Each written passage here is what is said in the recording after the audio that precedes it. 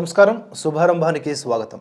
దేవాలయాల వ్యాపార కేంద్రాల అన్న శీర్షికన ఈ వీడియోలోని కొన్ని కీలక అంశాలని తెలుసుకునే ప్రయత్నం చేద్దాం. మన ధర్మానికి నిజమైన సంపదలు మన దేవాలయాలు. ఇంకా ఇప్పటికీ మన సంస్కృతి పచ్చగా కనిపిస్తున్నది అంటే మన ధర్మాన్ని నింగికి తాకేటంత ఎత్తుకి తీసుకువెళ్ళినటువంటి దేవాలయ గోపురాలు, మన రామాయణ భారతాది వైదిక వాంగ్మయము. ఈ రెండే మన సంస్కృతికి రక్షా కవచాలుగా ఉన్నాయి. సనాతన ధర్మం దేవాలయాలను ఆధారంగా చేసుకుని వృద్ధి చెందుతోంది. పుణ్యక్షేత్రాలు, తీర్థాలు, ఎంతో చరిత్ర కలిగినటువంటి దేవాలయాలు ఎన్నో మనకున్నాయి. పురాణ విద్య, శిల్ప సంపద, సంగీతము, సాహిత్యము, ప్రజా కళలు అన్నిటికీ దేవాలయం పట్టుకొమ్మ అయింది. కళ్యాణోత్సవాలు, బ్రహ్మోత్సవాలు, రథోత్సవాలు, సంబరాలు, ఊరంతా పాల్గొని సమైక్యమయ్యే స్నేహానికి దేవాలయం ఆలంబనమైంది. అన్నమయ్య, దూర్జటి, రామదాసు వంటి మహాకవులు, కళాకారులు దేవాలయాల నుండే ప్రపంచ హృదయముతో బంధం ఏర్పరుచుకున్నారు. పరాయి మతస్థుల క్రౌర్యానికి లక్షలాది మందిరాలు కోల్పోయినా ఇంకా చాలా ప్రాచీన క్షేత్రాలు మనకు మిగిలే ఉన్నాయి. అయితే ఇప్పుడు ఆ పవిత్ర మందిరాలను మనం ఎలా చూసుకుంటున్నాం? ఈ దేశంలో ఎన్నో ఆశ్చర్యాలు. పెద్ద ఆశ్చర్యం ఏమిటి అంటే మన ప్రభుత్వాలు సెక్యులర్ ప్రభుత్వాలు, మతాతీత ప్రభుత్వాలు. ఎవరి మతంలోనూ జోక్యం చేసుకోవు, కానీ మన దేవాలయాలపై అధికారం వారిదే. దేవాలయ కార్యక్రమాలన్నీ వారే చూస్తారు. ఇతర మత సంస్థల జోలికి మాత్రం వెళ్లరు. ఇదేం సెక్యులర్ అని అడిగే ప్రజలు మాత్రం లేరు ఈ ప్రజాస్వామ్యంలో. అధికారులకి దేవుడు, దేవాలయము రెండూ ముఖ్యం కాదు, దేవ ఆదాయం ముఖ్యం. అందుకోసం ఒక శాఖ, ఉద్యోగులు, వారి జీతభత్యాలు, వీటికయ్యే ఖర్చు తక్కువ కాదు, వారు చేస్తున్న పని ఎక్కువ కాదు. మరోవైపు ఆ అధికారులు దేవాదాయాన్ని వారి స్వంత ఖజానాలకు ఎలా తరలిస్తున్నది, దేవద్రవ్యాన్ని ఎలా పంచుకుంటున్నది దినపత్రికలు పతాక శీర్షికలతో తరచూ వివరిస్తూ ఉన్నాయి. అయితే కొందరు నిజాయితీపరులు, ఉత్తములు, భక్తి శ్రద్ధ కలిగిన వారు, అధికారులు కొన్ని చోట్ల ఉన్నారు. వారికి సవినయ నమస్సులు.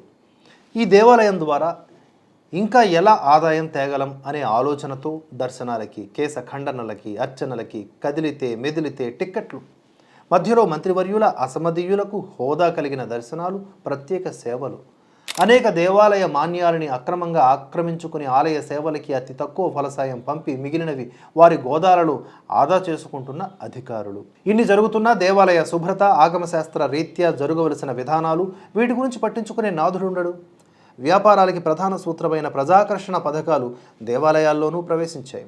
ఆలయ పవిత్రతను పాటించడం కన్నా ఈ ప్రజాకర్షణ కార్యక్రమాలు ఎక్కువయ్యాయి. ఏ దేవాలయానికి వెళ్ళినా ప్రశాంతత కరువు అవుతోంది. కొద్ది సంవత్సరాల క్రితం చూసినటువంటి క్షేత్రాన్ని మళ్ళీ ఇప్పుడు వెళ్ళి చూస్తే ఎంతో మార్పు కనిపిస్తోంది. ఎంతో ఆధ్యాత్మిక ప్రశాంతతని, పవిత్రతను ఆశిస్తూ వెళితే ఆ రెండు మచ్చుకు కూడా అక్కడ లభించవు. చక్కని ప్రకృతి పరిసరాలలో కళకళలాడే దేవాలయాలు ఎన్నో ఇప్పుడు కళావిహీనమవుతున్నాయి. చెట్లు నరికి వందలాది దుకాణాలు పెరిగి గుడి ఆ కొట్ల నడుమ ఊపిరాడక కొట్టు మిట్టాడుతున్నట్లుగా కనిపిస్తోంది. పెరుగుతున్న యాత్రికులు, వారి అవసరాలు అంటూ ఏవేవో కారణాలు చెబుతున్నా అవేవీ సరైనవి కావు. కేవలం వ్యాపార కారణాలే అక్కడ ప్రధానం. క్షేత్ర, తీర్థాలు వినోద విహార స్థలాలు కావు, భగవత్ శక్తికి కేంద్రీకృత స్థలాలు. ఆగమశాస్త్రం ప్రకారం ఆవిష్కరించినటువంటి ఈశ్వర చైతన్య ప్రాకారాలు. ఎందరో సాధకులు తమ ధ్యాన యోగాదులు, జప తపాదులు సాధించుకునేందుకు అనువైన పుణ్య భూములవి. కానీ భగవంతుణ్ణి చూసి బయటకు రాగానే కనీసం కాసేపైనా ఆ ఆధ్యాత్మిక అనుభూతిని మిగల్చకుండా రోడ్డుకి ఇరువైపులా ఎన్నో దుకాణాలు. వాటిల్లో ఒక్కో దుకాణం నుండి ఒక్కో పాట కర్ణభేరి బ్రద్దలు కొడుతూ వినిపిస్తూ ఉంటుంది. అందులో లౌకికమైన సినిమా పాటలు లేదా ఆ ట్యూన్లలో భక్తి పాటలు. అవి ఒకటి కాదు, ఒక్కో షాపు నుండి ఒక్కొక్కటి. అన్నీ కలిసి రాక్షసుల రాణాగోణ ధ్వనిలో ఉంటాయి. ఈ ధ్వనులు ఉండకూడదని మనకి చట్టాలు ఉన్నాయి, కానీ అధికారులు వాటిని అమలుపరచరు. అన్ని చోట్ల అక్రమార్జన ఇప్పుడు భారతీయుల శ్వాస అయిపోతోంది. కాటేజీలు మొదలుకొని వస్తు విక్రయాలు, కర్మకాండలు, అర్చనలు చేయించడం అంతా అవినీతి, పోటీ, దేబిరింపు లేదా మోసం ఇవే కనబడతాయి. మరోవైపు పుణ్యతీర్థమని, పుష్కరమని, స్నానమాడాలని ఏ గంగలోనో గోదావరిలోనో మునగబోతే అసహ్యకరంగా అక్కడే ఉమ్మివేయడాలు, సబ్బులు రాసుకోవడాలు, మాలిన్యాలను విసర్జించడాలు, బట్టలు ఉతుక్కోవడాలు, వర్ణనకు అందనటువంటి అశుభ్రత. తీర్థదేవతలు, నదీమ తల్లులు అనే భావన లేకుండా పరమాసహ్యంగా ప్రవర్తిస్తూ ఉంటే దైవధ్యానం ఎలా కుదురుతుంది? మన శాస్త్రాల ప్రకారం నదిలో ఉమ్మినా, మూత్ర పురీషాదులు కలిపినా మహాపాపాలు సంక్రమిస్తాయి. కానీ ఈ విషయం ఎవరు చెప్పరు, కనీసం స్ఫురించదు. పెరుగుతున్న పరిశ్రమలు పుణ్యనదుల్లోకి కలుషిత విషపూరిత వ్యర్థ పదార్థాలను వదులుతున్నా కూడా ఎవ్వరూ పట్టించుకోవడం లేదు.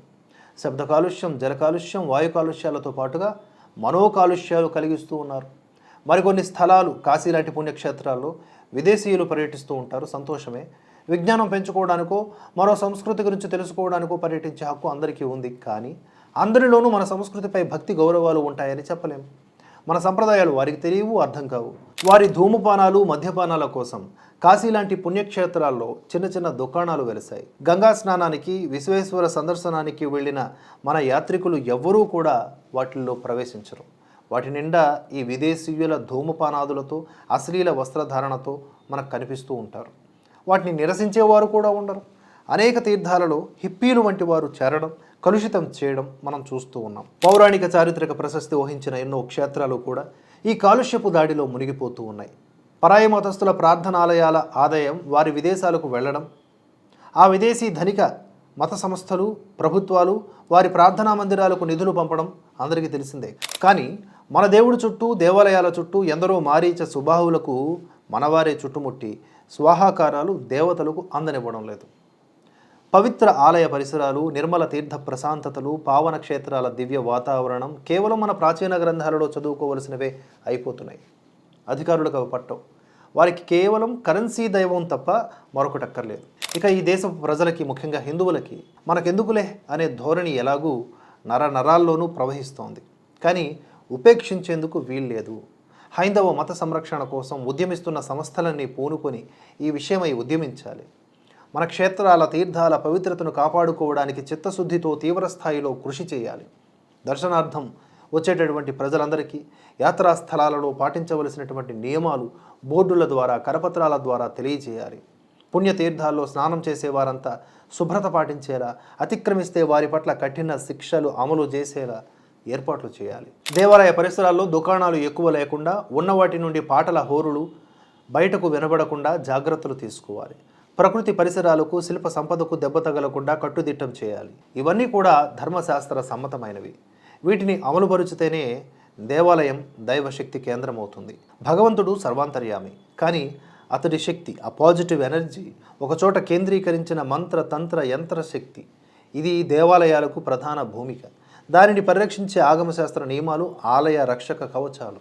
సుఖ దుఃఖాలు, లాభ నష్టాలు, మనుష్య, జంతువులు అన్నీ ఒకటేనన్న స్థితికి వచ్చి సర్వత్రా పరమాత్మను దర్శించే వారికి దేవాలయపు అవసరం ఉండదు.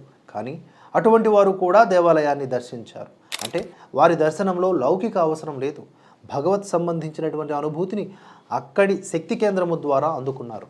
అందుకే ఆదిశంకరులు, రామానుజులు, తులసీదాసు ఇంకా ఎందరో మహర్షులు, సాధువులు, యోగులు, తపస్సులు ఆలయాలను ఆధారం చేసుకున్నారు.